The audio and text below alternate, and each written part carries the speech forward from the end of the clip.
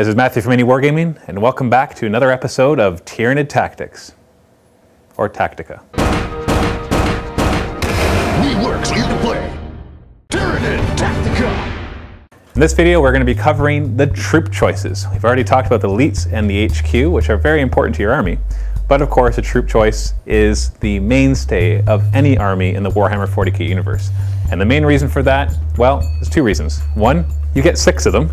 And two, a lot of games are objective based. And now in Warhammer 40k 5th edition, objectives can only be taken by troop choices. They can be contested by anybody, but only taken by troop choices, which means that your troop choice category is very important. Here we have the whole plethora of troop choices that are available to the Tyranids. And they're all pretty good, generally. However, there are certain ones that I find are way more effective than others, and we'll go over that in just a second. Now, because you have so many choices in the troops category, you really need to be selective and then make sure you really use what you take. What I mean by this is don't take one of each. Unless you're just looking to have fun and you just want to get completely destroyed, you really need to only take maybe 2, possibly at most 3 different kinds of troop choices. You need to, if you're going to take Hormagaunts and Genestealers, take 3 groups of Hormagaunts and 3 groups of Genestealers. Don't take 2 groups of Termagants, a group of Rips or Swarms, Warriors, etc., etc. So make sure you specialize in your army. Now, I found that different combinations work well against different kinds of armies, and we'll go over that in a future video where we talk about army lists. Right now, let's go through the different troop choices, and I'll tell you their strengths and weaknesses, and which ones you should be using, and which ones you can probably ignore. On the far left, we have our good old Ripper Swarms. Now, Ripper Swarms have a very good strength in that they act as what are called tar pit units. A tar pit unit is where you toss them into a group of troops, and once they're in there, they usually survive for a very long time because of their large number of wounds that they have. But they're not very good at killing things because they have a very low strength. Now, you can give them some upgrades like Toxin Sacks and Adrenal Glands, but that's probably a waste if you're bringing Ripper Swarms in the first place. However, you don't often see me use Ripper Swarms, and for that reason, and the reason for that is because they are vulnerable to blasts and templates. Basically, any flamer or small or large blast template is going to deal double wounds against the Ripper Swarms. Combine that with the fact that they're only toughness 3, they are super easy to insta-kill. And now with Warhammer 40k, there are plenty of small and large blast strength 6 and above. So when you combine those two things together, picture 2 or 3 of your Ripper Swarms getting hit with a small blast strength 6. Let's say they only take 2 wounds.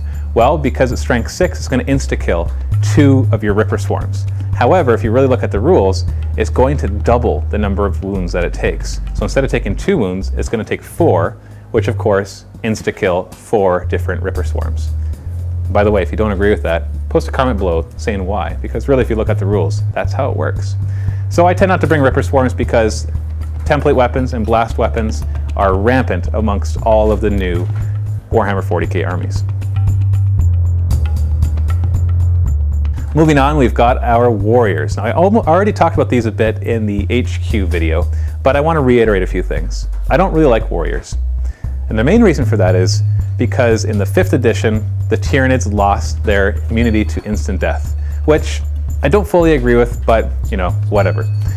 Now the Warriors instead have 3 wounds instead of 2. Now this is great if you're up against an army who do not have any high-strength weapons, but really, what armies don't have high-strength weapons anymore?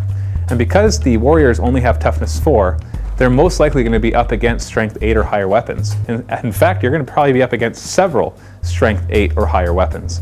And so all the opponent has to do is focus a few of these on you, and there goes your group of Warriors, or your groups of Warriors. Now, where the Warriors are super effective is when you upgrade them with Scything Talons and Rending Claws, and maybe Toxin Sacks. You basically turn them into Genestealers. Instead, though, they're 3 wound Genestealers that, yeah, they're very powerful. Let me put it that way. However, they're easy targets to hit.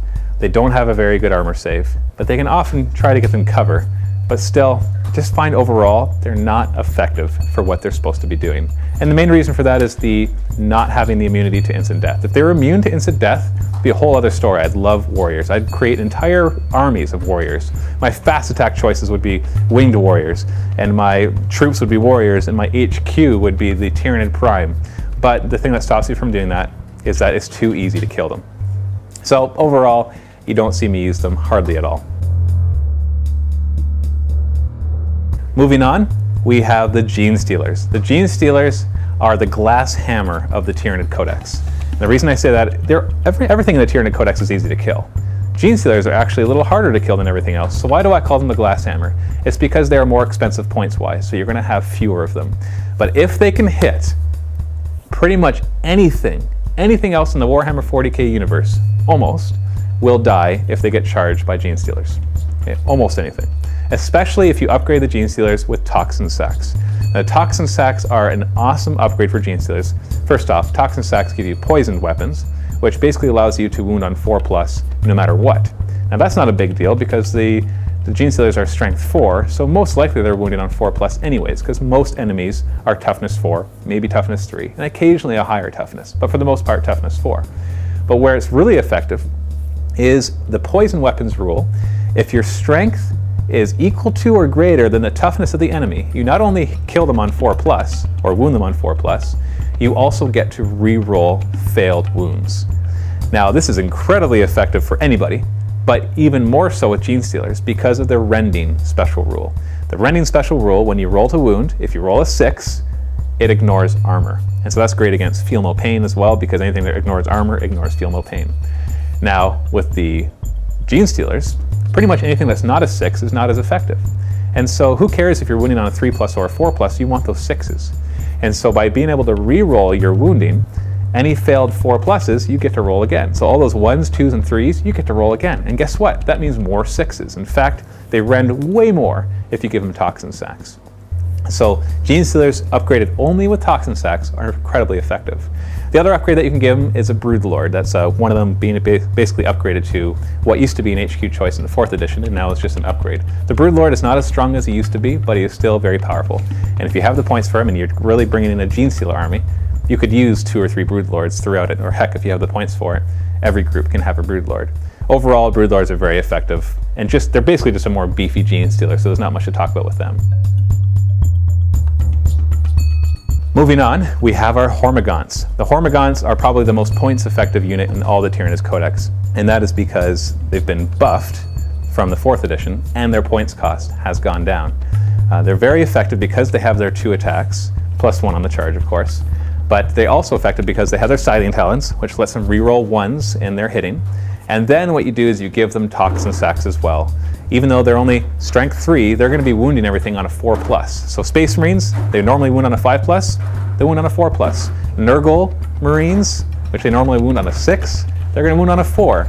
A Demon Prince, which they normally wound on a 6, they're going to wound on a 4. And so they become monstrous creature killers, and they just become incredibly effective troop choices. And the occasional enemy who happens to have toughness 3, you get to re-roll against it. So all around Toxin Sacks are a great upgrade for them. The only time I would take Adrenal Glands over Toxin Sacks is if you're up against a very heavy mechanized list, in which case I probably wouldn't bring Termagants to begin with. But if I did, Adrenal Glands would be better, give them Furious Charge, gives them Strength 4 on the charge, which is usually enough against any vehicle, as most vehicles have armor value of 10 on the back, allowing the Termagants to glance them, which isn't that effective anymore, but is better than nothing. Lastly, we have our good old Termagants. I don't usually bring Termagants as a troop choice. I'll usually spawn them instead from Turbogons. However, where I will bring them as troop choices is when I want more Turbogons. And so I'll bring a group of Termagants so I can bring another Turbogun. Sometimes I want to bring 2 Turbogons, but I already have one of my HQ slots filled by most likely a Hive Tyrant. And so what I'll do is I'll bring one group of Termagants and a Turbogun right there. And then I'll fill out the rest with the Termagants and Gene Stealers. As for weapons for the Termagants, I usually don't give them anything. I just let them have their flesh borers. If you really do the math, all the other kinds of weapons really are just as effective as the flesh borers, except the Spine Fists. They don't seem to be worth their points when you really do the math hammer behind it. But anyway, Devourers and flesh borers are your 2 choices. I usually just give them flesh borers. The Turbogun, we've already talked about in the HQ slot, so I'm not going to talk about it much here. But essentially, he is good for 2 reasons. 1, spawning Termagants to create cover for your more important units, and 2, give him the Catalyst upgrade, which allows him to give Feel No Pain to any unit within 12 inches. The other thing that you can do with your Turbogun is you can upgrade him to have Adrenal Glands and Toxin Sacks. Now the reason that that is good is not so much for him, but any Termagants within 6 inches also get those upgrades. So your Termagants can be unupgraded especially if you're going for an all Turbogun army where you have 5 Turbogons and 3 groups of Termagants. You don't have to upgrade your Termagants. Instead, you upgrade your Turbogons, who will in turn give those upgrades to nearby Termagants. So, zooming out here, here is all your troop choices.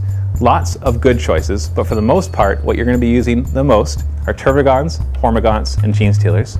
And because you use Turbogons, as a consequence, you're going to be using Termagants.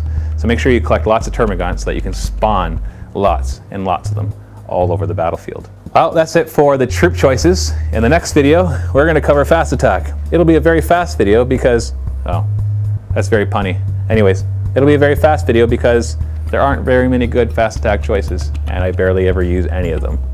But anyway, that's the next video. Go ahead and click on it if you're on YouTube.